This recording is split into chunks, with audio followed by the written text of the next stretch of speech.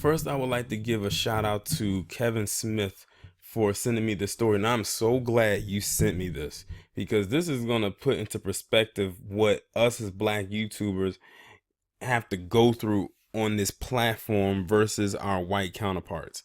Now, if y'all don't know who this is Susan, and I never got her last name correctly. Wasicki, whatever. I know her last name again with a W, so we can call her Susan W. Just call her Susan. She is the CEO of YouTube, and she has to be one of the most disliked CEOs in the world, not just online, not just in business, not just in the establishment, but the world. A lot of people do not like her. Like if you ask any YouTuber, like YouTuber who has millions of subscribers, many of them will tell you they don't like her. Like she has a YouTube channel, and every time she uploaded a video, it got more dislikes than likes. Every time she posts a tweet, she gets more negative comments than positive. And this one right here is definitely going to put the nail in the coffin to how hypocritical the site is ran and how she's running it. So if y'all don't remember, last week or maybe about a week and a half ago, there was this YouTuber by the name of Steven Crowder who made these comments about the LGBT community, and he made probably some racist comments as well, because usually a lot of them like to run that hand in hand a lot, especially the white male YouTubers. And don't you know it's ironic how every time a problem arises, it's always that white male YouTuber that's the problem. But that's going to go into what I'm talking about. So she was at a well, I don't know if you want to call it a press conference, but it was some kind of interview, and someone had asked her about it, and she basically said in so many words that she gave this apology to that community, if you really want to call an apology, because a lot of times when their back is against the wall, those apologies aren't genuine whatsoever. They're blanket statements to make people feel good. But then she came back and said that she felt that it was not a good idea to remove Steven Crowder off of the website. So wait a minute. You mean to tell me that people like myself and others who come on here and just tell the news and give our opinion on it, that's somehow a threat? But what this guy was saying, and I'm going to read the article so you can actually hear what he said, because he actually said some very extreme things. And when you hear it, it's going to be like, it can't even hold a candle to what I and many others have talked about. So you mean to tell me that that is okay and he can stay on, but people like myself can't? You know, if we just talk about low level, or not low level, but something that's considered in their eyes low tier.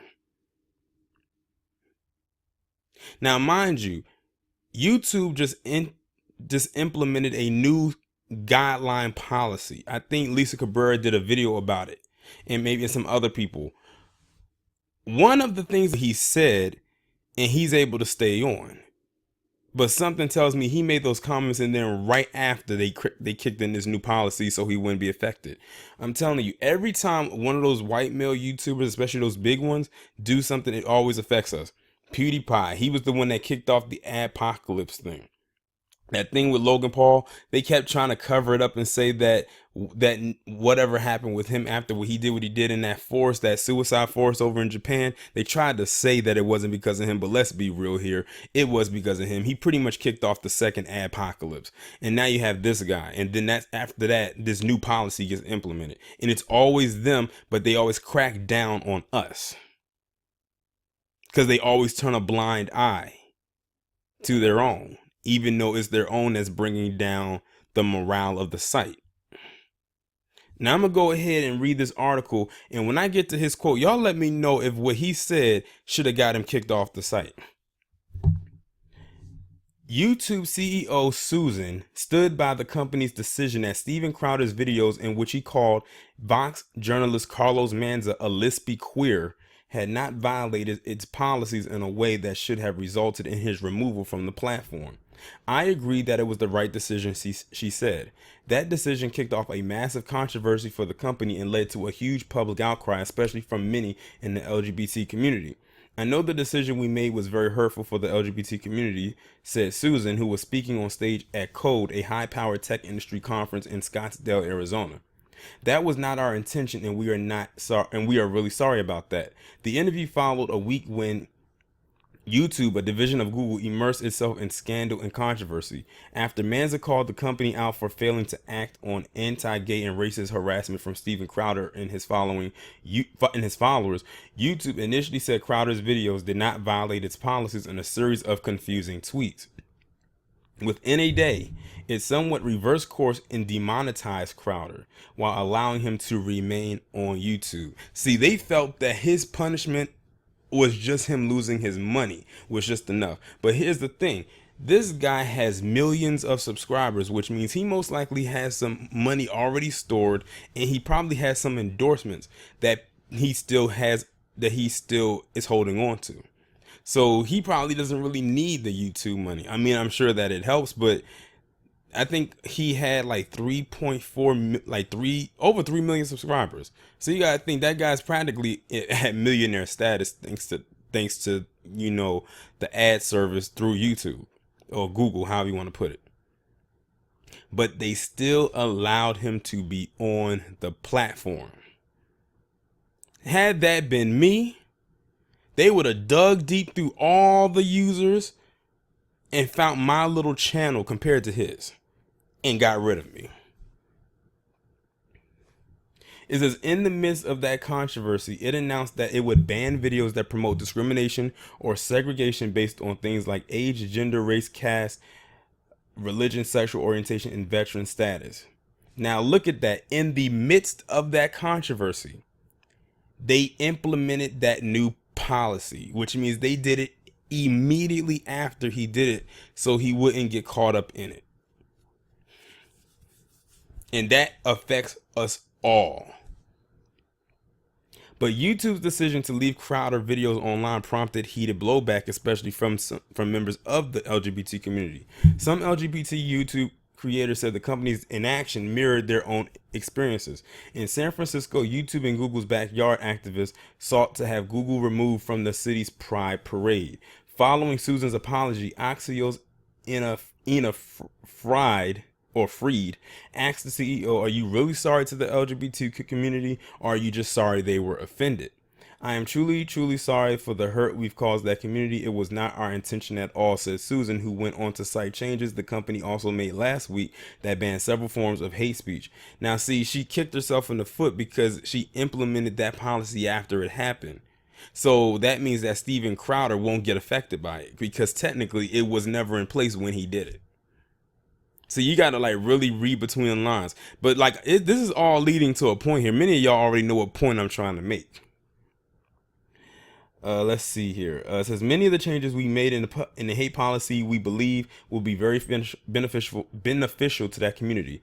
YouTube is also facing increased scrutiny over its role in online radicalization. BuzzFeed News reported on a 14-year-old YouTube creator named Soph, who, among other things, threatened Susan's life in a video, and another admonished critics, saying, "Kill yourself, F." That's the other F word. I'm not going to say it on here. I'm being strategic about that.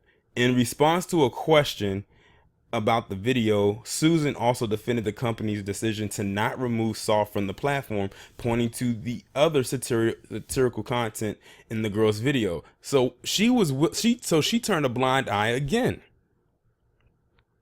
That person used that particular word and said that there was other satirical stuff in the video and just completely overlooked it.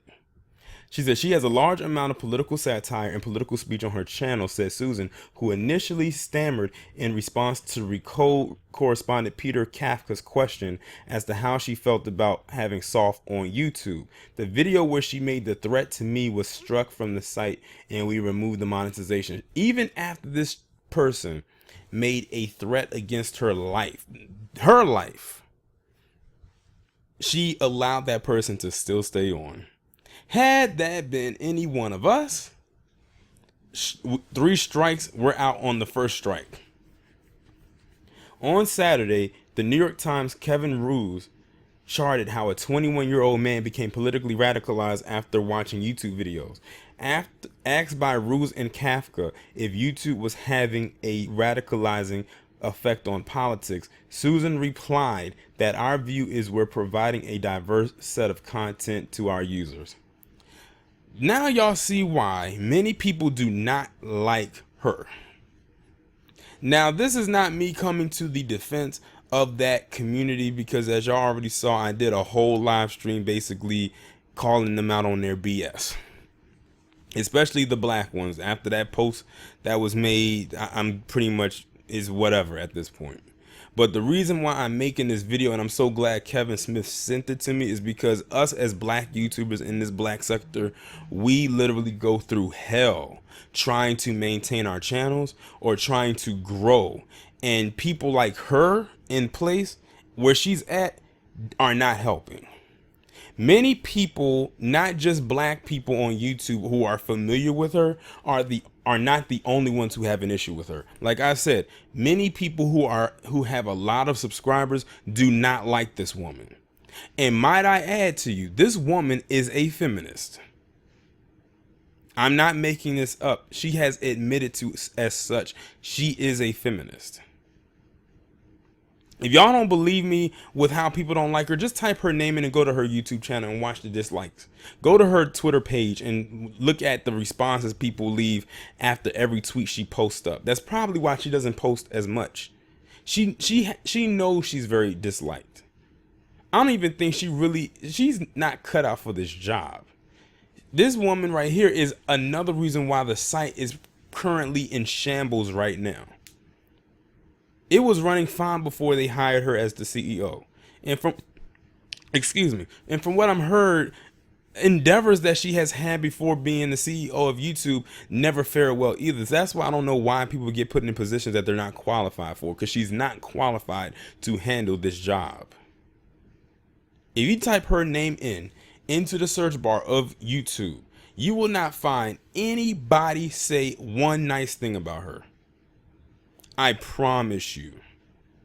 And you can now tag my commentary the very first time since I've been on YouTube. If you combine my old channels and this one, which is a total of about 9 years.